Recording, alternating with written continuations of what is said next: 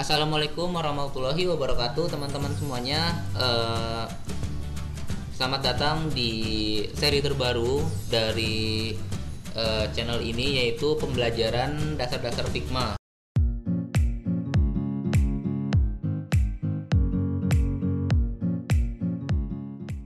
Ya, jadi untuk teman-teman yang mungkin masih belum tahu apa itu Figma, ya jadi Figma ini tuh merupakan software atau tools desain yang digunakan untuk mendesain sebuah user interface atau user experience pada sebuah aplikasi atau website, ya.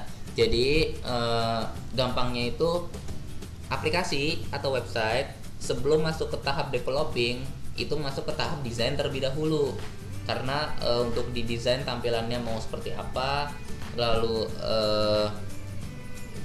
user berinteraksinya itu bagaimana, dan lain-lain itu masuk ke dalam tahap desain. Dan untuk tools desainnya sendiri sebenarnya banyak ya, nggak harus Figma, tapi ada Adobe XD, ada juga Sketch, ada juga Framer, ada juga mungkin masih ada yang menggunakan Adobe Photoshop. Ya itu sah-sah aja karena hanya sebuah tools, yang penting hasilnya sesuai dengan keinginan. Nah, tapi yang akan kita pelajari di seri ini adalah Figma, ya. Kenapa Figma? Yang pertama, Figma itu gratis. Kita bisa menggunakannya secara gratis, walaupun sebenarnya ada fitur-fitur tertentu dari Figma yang mengharuskan kita bayar ya, gitu. Cuman bagi saya dalam mode gratisnya aja itu udah cukup untuk kita belajar user interface dan user experience menggunakan tools Figma ini.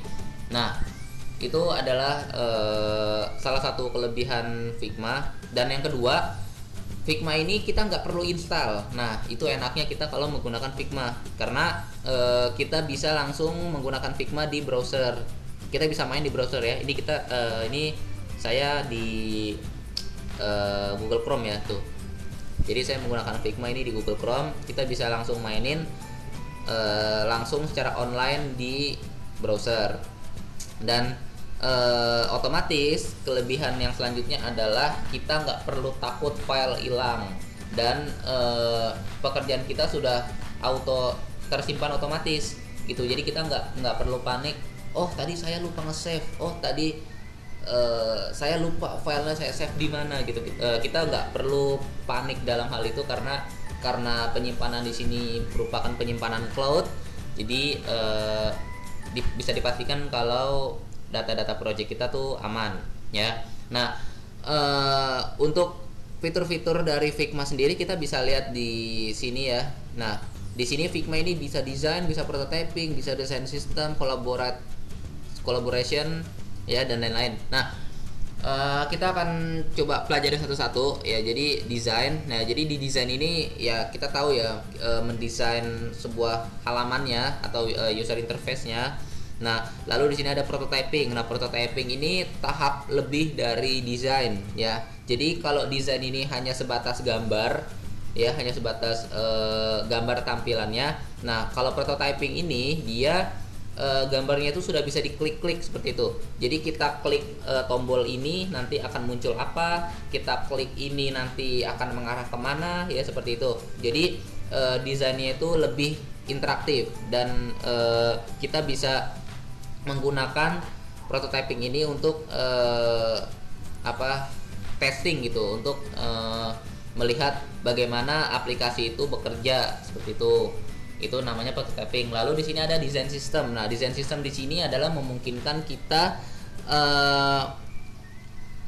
menggunakan sebuah objek gitu ya. Kita jadi contohnya misalkan kita bikin tombol. Nah, tombolnya ini niatnya kita mau pakai di screen selanjutnya gitu. Misalkan di screen pertama kita ada tombol back, lalu di screen kedua kita juga butuh nih tombol back yang ada di screen pertama tadi. Nah, kita nggak perlu bikin tombol baru lagi di screen kedua tadi, tapi kita hanya tombol yang di screen pertama tadi itu kita masukkan ke dalam komponen. Nah, nantinya di screen kedua kita bisa langsung tarik tombol yang tadi sudah kita buat di komponen tadi itu ke screen kedua gitu. Jadi kita nggak perlu bikin sebuah objek itu berkali-kali. Nah itu yang salah satu kemudahan dari Figma untuk kita mendesain seperti itu. Lalu di sini ada collaboration ya. Nah jadi ini juga salah satu keunggulan dari Figma, yaitu collaboration. Nah collaboration ini memungkinkan kita nggak hanya mendesain sendirian gitu. Mungkin kalau kita menggunakan aplikasi lain seperti CorelDRAW, Adobe Photoshop, Adobe Illustrator, Adobe XD dan lain-lain, itu kita hanya sendirian gitu ya. Jadi kita hanya mendesain sendiri gitu. Tapi kalau menggunakan Figma dengan fitur collaboration ini memungkinkan kita bekerja secara bersama-sama. Jadi kita bisa live bareng-bareng gitu. Misalkan kita di sini lagi bekerja, lalu misalkan teman satu desainer kita itu membuka project yang sama, ya itu kita bisa bekerja real time langsung gitu pada saat waktu yang bersamaan. Nah collaboration ini tidak hanya untuk teman satu desainer ya, tapi juga bisa digunakan oleh owner gitu untuk melihat bagaimana kinerja kita dalam bekerja. Lalu bisa juga klien kita jika ingin melihat ternyata project yang diminta itu sedang dibuat seperti itu kita bisa melihat di fitur collaboration ini dengan mengirim sebuah link untuk mengecek dan membuka project yang sedang dibuat seperti itu ya. Nah jadi itu merupakan pengenalan awal ya dari Figma. Nantinya kita akan coba mengenal lebih jauh dari Figma pada saat kita sudah mulai langsung ke projectnya ya gitu. Nah biar nggak lama kita langsung aja ya. Jadi di sini ada login, di sini ada sign up ya. Kalau login ini kita bisa langsung masuk dengan email dan password yang sudah kita daftarkan. Lalu kalau sign up ini kita daftar baru. Nah di sini mungkin teman-teman baru menggunakan Figma, jadi kita akan coba sign up aja bareng-bareng ya. Kita akan daftar bareng-bareng. Nah untuk di sini saya sarankan di sini menggunakan Google aja ya, karena kalau dari akun Google ini kita jadinya bisa gampang gitu. Satu akun bisa untuk beberapa akun gitu. Kayak misalkan bisa untuk akun game kalian gitu kan, lalu akun untuk Figma ini.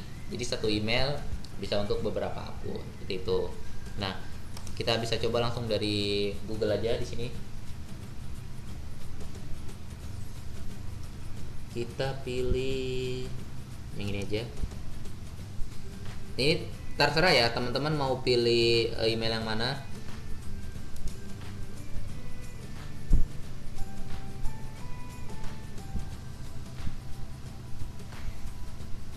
Nah kalau sudah ini di sini sudah auto terdaftar nama kita ya di sini.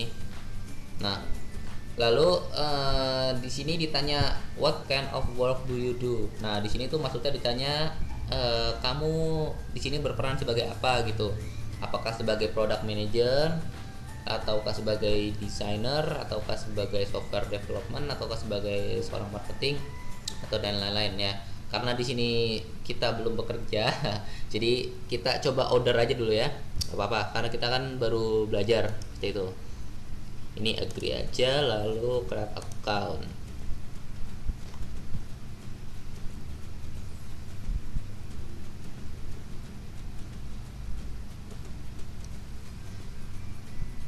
Nah, ini merupakan tampilan awal dari Figma ya. Jadi di sini kita sudah berhasil daftar Figma dan kita berhasil masuk ke dalam Figma ya. Nah untuk di video selanjutnya kita akan mempelajari fungsi-fungsi menu-menu yang ada di dalam Figma ya, menu-menu dasarnya ya. Jadi untuk video kali ini cukup sampai di sini dulu. Yang penting kita sudah berhasil login ke dalam aplikasi atau software Figma ya, dan kita juga sudah belajar mengenai apa ya, pengenalan dasar-dasar Figma ya. Jadi Figma itu apa, lalu kelebihannya apa, fitur-fiturnya apa, kita sudah mempelajari dan mengenali.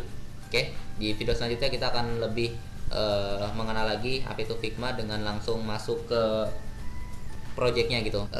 Cukup sampai sini dulu. Saya akhiri. Assalamualaikum warahmatullahi wabarakatuh.